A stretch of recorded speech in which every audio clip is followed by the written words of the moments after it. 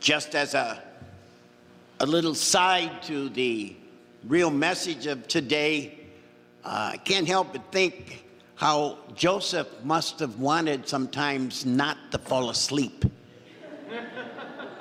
If you notice how many dreams he had that were not real good dreams, and he probably would say, I'm just going to stay awake because I cannot get up and move again. So you have to have a lot of sympathy for Joseph and Mary and the child.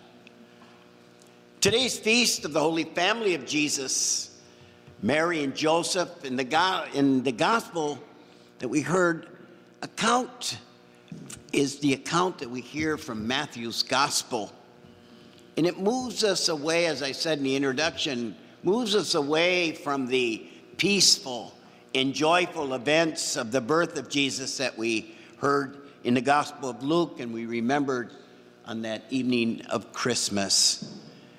This narration from Matthew points out that this Holy Family was just like us, faced with the unexpected challenges of just being human. The story of the Holy Family is the story of a teenage mother, not knowing how this was to happen, conceiving a child before she was married. It is a story of an anxious father confronting scandal and planning on divorce. It is a story of a family forced into exile, moving to a land that once held their ancestors as slaves. It is the story of a missing child in days of anxious searching by the parents.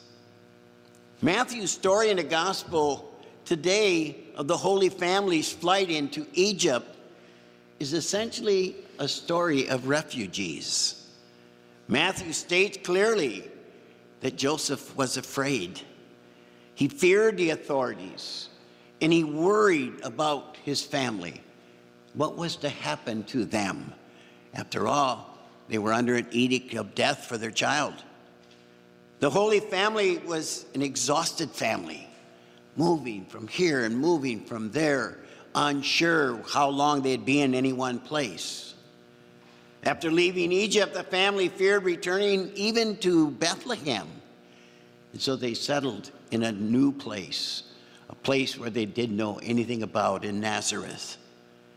The shifting, perhaps chaotic early years of Jesus' life speak of the reality that millions, unfortunately, even today, face and have faced throughout human history.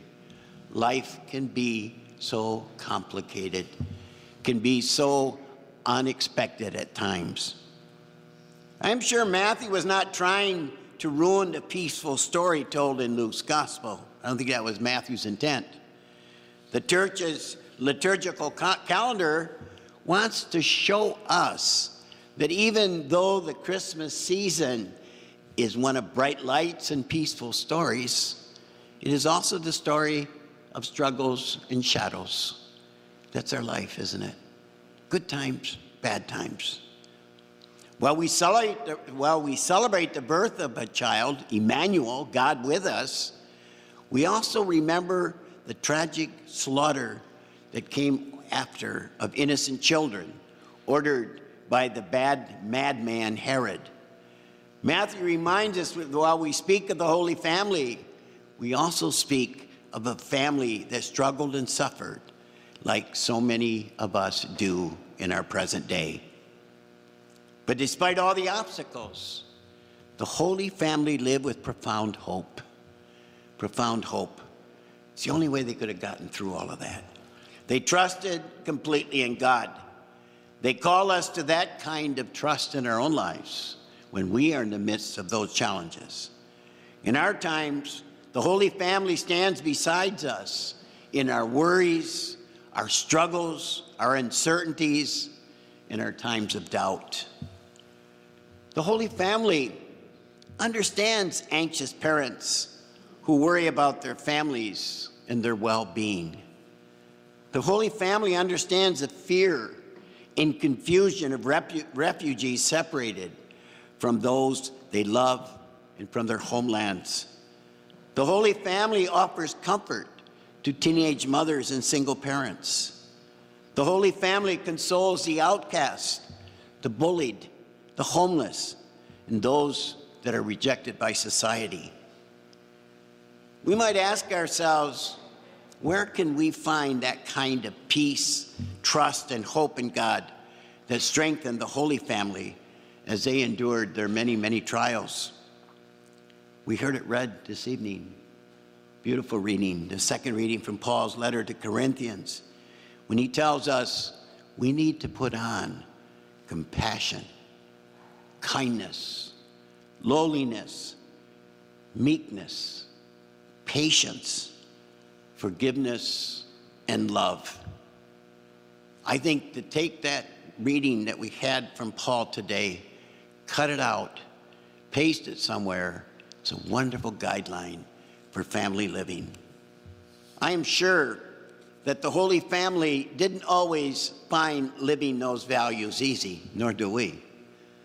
As much as we want to, as much as we give every effort to, we sometimes mess up. They had moments where living these virtues seemed difficult or even impossible. Nevertheless, this is the beauty of the story, they gave themselves fully to God.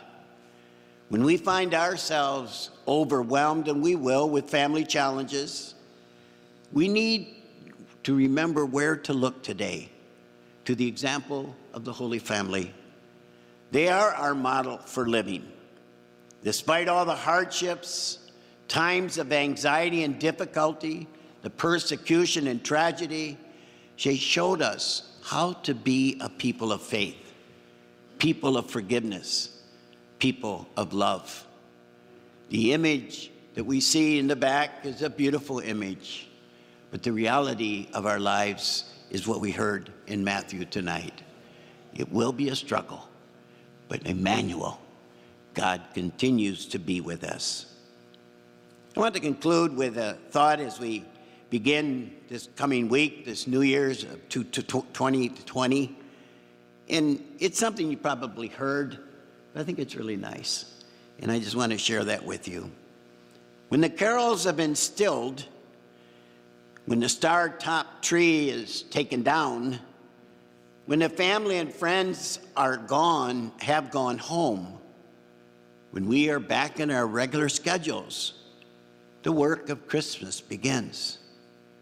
To welcome the refugee, to heal a broken planet, to feed the hungry, to build bridges of trust, not walls of fear, to share our gifts, to seek justice and peace for all peoples, and to bring Christ's light to the world. May that be our challenge as we approach this new year.